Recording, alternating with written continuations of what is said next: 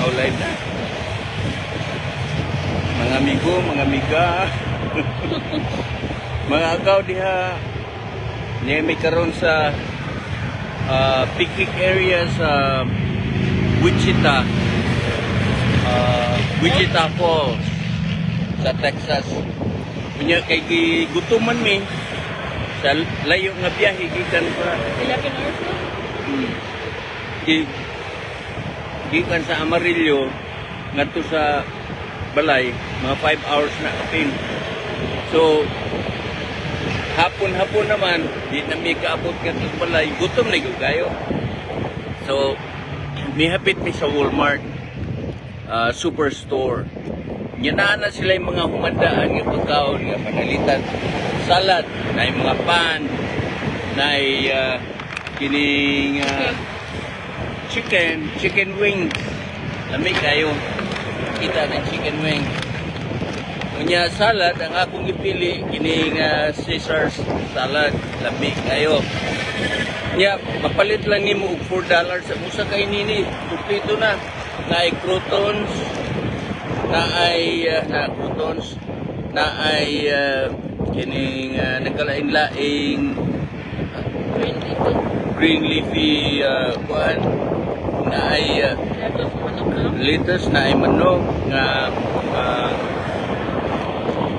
tawag dining kuan ba supa nga manok ba ilang sagol diha kunya na po'y sagol, na po'y ipada nila nga tinidor, no?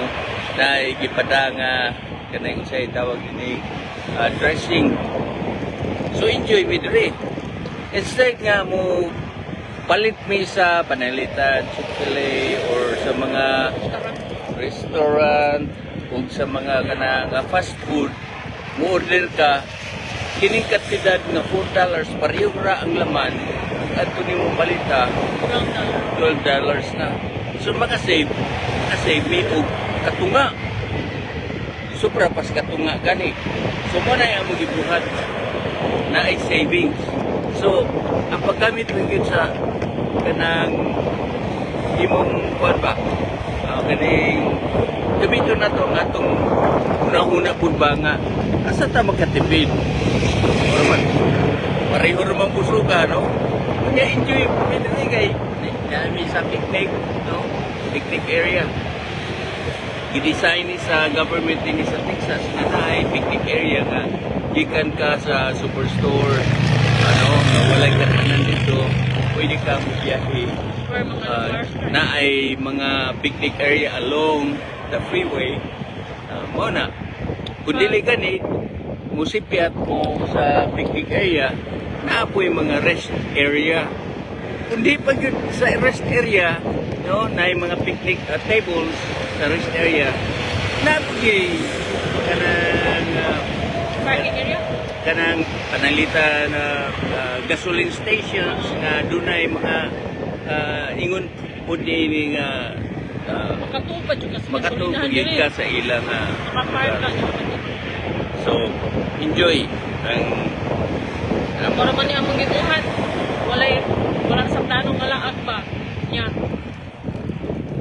nagbaon mi nagluto mi adobo o itong isda 2 days ko na mo kinananay 2 days kinananay sa adobo o isda niya salmon nga iprito niya mga kapuli niya nakukot naman niya pero madlawa na namiking kaninang buntag hatag akong cake sa simbahan na nagdabo bihong mananagig o na mga pumahaw ikaw alas pagkuna kapila dyan may kagutom kapit mi sa kumain nga kumadaan nga salad diri mi sa work picnic area so enjoy na mo ang view makita ninyo ang kalsaang diri sa kalsada ba nga usok kayong padagan ba si 75 ang speed limit kung ganina ko nag-drive naka-speed limit ko o nakadagan ko 75 mura maghinay ra yung pagtanaw na ko diri sa nang labay nga 75 limit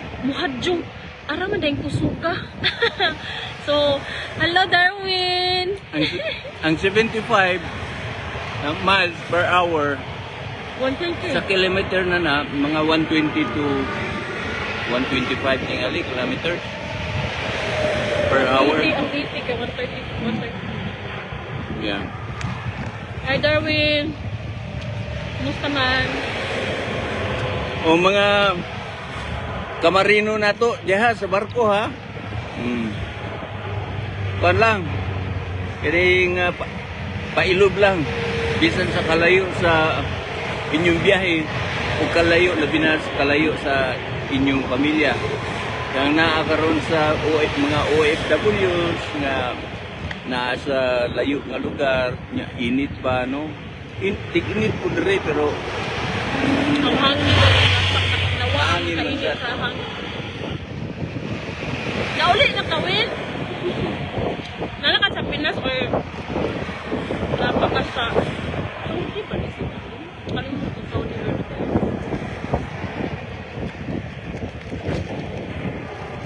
Busog na oy, $2 sa na akong salad ba? Ang salad, nalay manok, may cheese, may sesame seeds, napadi dressing. $2. Kanya, ang food kaya na yung cabbage, na carrots, na lettuce, napadi prutos. Kung mulaat to, mga mulaat to nag mga mulaat ito pa sa mga gasolina raw, kuhaan ka. Pagara, nagbaon nun eh. Pero adlaw na miting palit eh. Huwag na may kuhaan. Huwag naman ang kuhaan. kung gusto kayo magtipid, maglaag-laag sa kasa, magtutudaan, magkaon, yung magbaon, mga prutas, mga bagay. Kung Palit kanani mo palit doon sa gawas na sa restaurant, nga triple ang imong magasto. No? So, kinahanglan gamiton nato ang atong kuan gyud mga pamaagi kung asa ta makatipid. No. Total really man na importante gyud kanang mga ingon na importante nga busog. busog niya kauban ka sa imong minahal sa kinabuhi niya hindi sa Amerika mahibong ka sa mga tourist dinhi nga kuha gyud sa Amerika tan-aw sa mga nagkalain-laing parte sa tibok kalibutan sa mga talan-aw nindot kayo pero daghang kayong mga unexplored nga mga lugar dinhi nga mas nindot pa sa ubang nasod no pero kung una-una nimo maayo nga nian na din tanan sa Amerika ang mga nindot kayong mga talan-aw ang dili ka kinahanglan na magasto pang hinagpo at by the $1,000.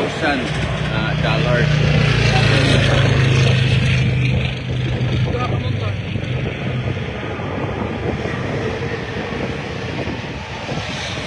No carbs meron.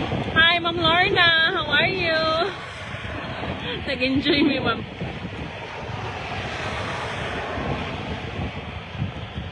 Nami sa picnic area. Nagkakaog salad. No carbs meron, no? Salad o chicken. Naku, yung ano, kung i-order. Ano? Busog na ko kain. Kasi kanya lang ipilyo. $2 niya, $4.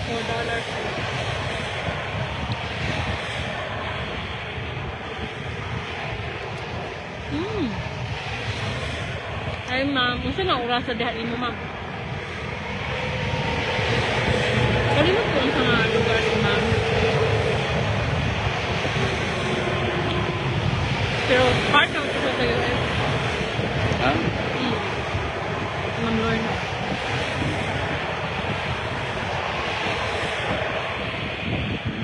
Busog ako. Ito. Yan ang pang chicken. Oh yeah.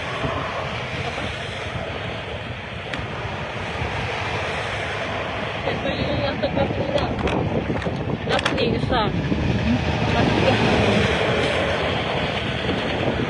Bira talaga.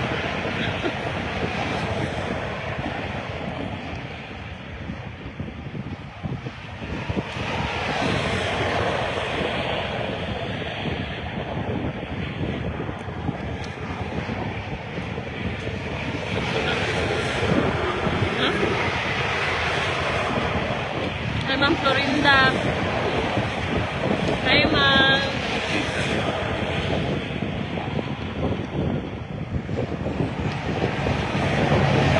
Na-shock mo ko sa PIT ba ako? Hindi ka pa dito na enjoy pag-celebrate sa Charter Day. Punto din sa family dahil ni Sir Dennis, no? Then, ano ba? Nakailan ako si Sir Dennis sa OGT dyan na sa PSSM na po sa una. Gusto ko mag-send of mga OGT para sa iyang kuhan. Naman na siya customs pa. May customs program si Sir. At the same time, president siya sa PIT. Shock ko sa news pa. Nilagyan na ako masakta na kinabuhi sa tao, no? Pero sa takupaon pa. Na maganda yung putag sa tag sa pa-appointment niya sa Ginoo. Yeah. Muna po to ako nga meet na siya sa biyak na siya. Meet na siya, klasa siya, ano? Pero ang pinaka-importante yun na atong pangandapan sa kinabuhi. Nang uban kayo, umadaan St. Peter, Joran, pero ang pinaka-importante yun is nadawat na ba ni mo Ginoo sa kinabuhi as your personal Lord and Savior. Okay, wa may kasiguran na itong kinabuhi kung wala ang Ginoo sa ano ang kinabuhi. Ang puno na itong makasasala ta, and at the same time, gawato na ito si Jesus Christ as our personal Lord and Savior. Anha, magkaunsa man ang imong kinabuhi, kapag samantang makuha sa Ginoo, sure ka na makauban na ito siya. Okay, daghang kong na-meet ba, sure na baka kung asa ka pa dong, mamatay ta. May nakoy naay mo to pagka inuurag yung nasayod ni anak. Asa ta niya ikuta. Kay kung ibase sa akong kinabuhi, utan mo ko. Mayo mo kong mga pinuhatan, sa langit yun ko. Pero base ni sa Bible, nagingon sa Ephesians 2:8-9, grasya sa Ginoo nga naluwas ta pinaagi sa atong pagtuo. Dili ni gikan kanato, gikan kini sa Dios. Dili pud ni pinaagi sa maayong buhat aron walay makapasigan ko. So meaning useless di ay kung atong basihan nga sa maayong buhat. Naluwas ta pinaagi sa atong pagtuo niya. So dili kay kuan kanang riyon ka kaluwas na ka kay maayo kang tao plus kuan kanang maayo mga binuhatan ang pinakakuan day na kay pagtuo diha ni Jesus Christ. Kaya siya man ang mediator sa Ginoo sa God the Father kaya gipadaan niya diri sa kalibutan aron mudupa sa atong mga sala. Ug pinaagi niya na ato siya dawaton sa atong kinabuhi. Ang dugo na inaula sa cross mo na mo pasaylo muhugas sa atong mga sala. So ato ra day siyang dawaton nga atong personal na magluluwas sa atong kinabuhi. Wala na tay buhaton pa nga maningkamot ta nga mubuhat og maayo. Kay once nga imong gidawat si Jesus Christ sa imong kinabuhi, ang Holy Spirit pod mo sud ko sa atong kinabuhi, no? Ibilin man na ni Jesus when before siya niadto sa langit. And the Holy Spirit will change us. Mo na gingon mag born again. Nataw kapag usap pinagi sa Holy Spirit nga naa sa ato ana nga nidawat ni Jesus Christ mo na mo bag-o sa atong kinabuhi. New in Christ, new life in Christ. Na the old has gone, the new has come. Na bag-o na ka diha ni Kristo. Mo na nga iyon siya unless a man be born again means maluwas ta inaagi sa pagkakatao pag-usap diha ni Jesus Christ. So unsa pa may imong giuwat sa atong kinabuhi kung man ato masabtan ato usa pa ang naitabo nga mo in end sa atong kinabuhi mas maayo na sure ka nadawaton ni Jesus Christ. Sayon raman, mayon ra ka Lord, Idawat na kong makasasala ko. Ito ako kanimo. Nga ikaw na lang sang namatay sa krus tumuduha lang sa sila. Karon, iabli ako kasing-kasing kung ako kantin, idawat na akong personal na maluluwa sa akong kinabuhi. Ikaw na ang hari ni ini, kung manag-iya ni ini, kung sa matag adlaw o ganito. Amen. Okay?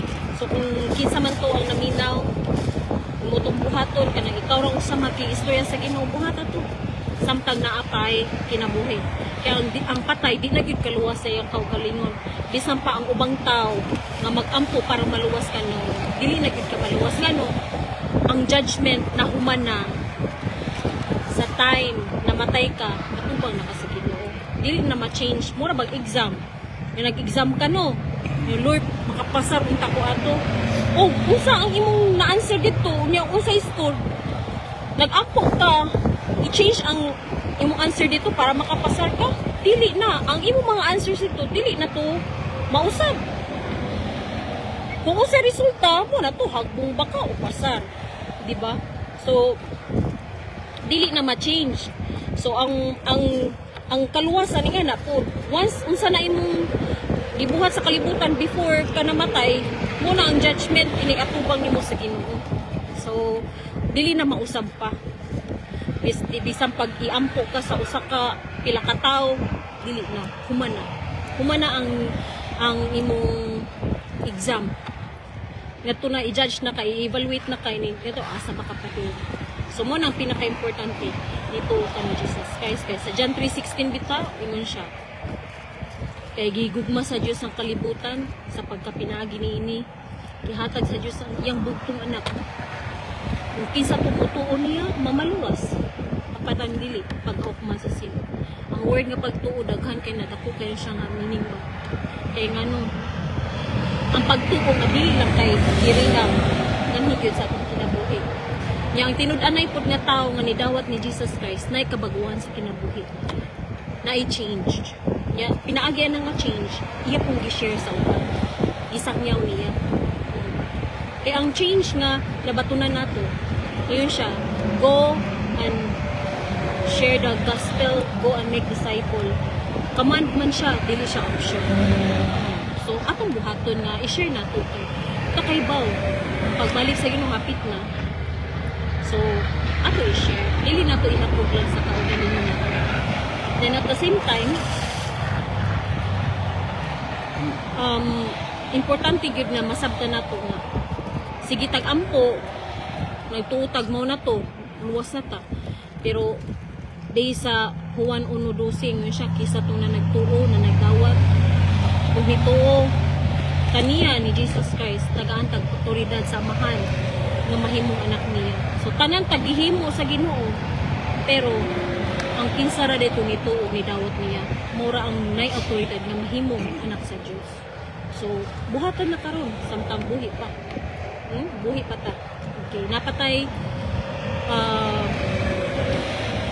mabuhat nga decision ba. Kay kato bitong tapa ni Jesus Christ sa cross, nibuhat siya decision before siya namatay. Diba, yun siya, Ginoo, ayaw kong kalimti, nag-adto na ulang nimo sa paraiso. Si Jesus Christ, itubag na yun.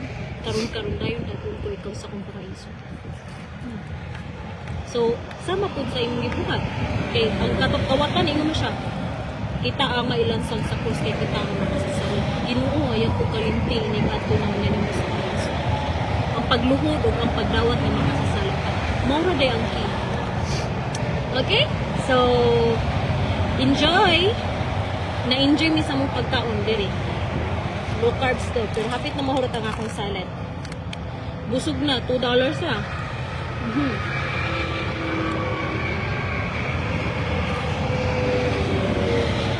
Kaya Ate Susan. Bye-bye. God bless you.